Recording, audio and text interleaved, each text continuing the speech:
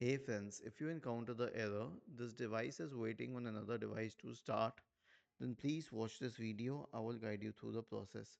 Now it's not very difficult. Here's what you have to do. First of all, right click on the start button and select settings from the menu.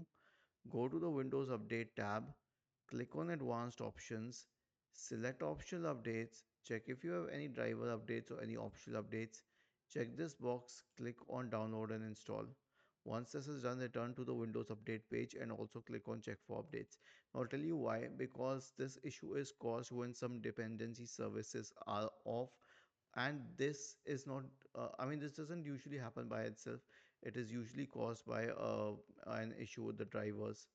So once this is done, right click on the start button and select shutdown or sign out, and then update and restart. Then you can also isolate the case with malware infection.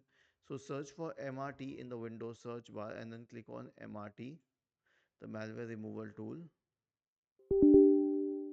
Okay, and then in the malware removal tool, click on next, choose full scan, click on next, and let it run through. And the last solution will be a clean boot, just in case this issue has been caused due to a third party software product which has stopped that dependency service. So search for system configuration in the Windows search bar and open system configuration.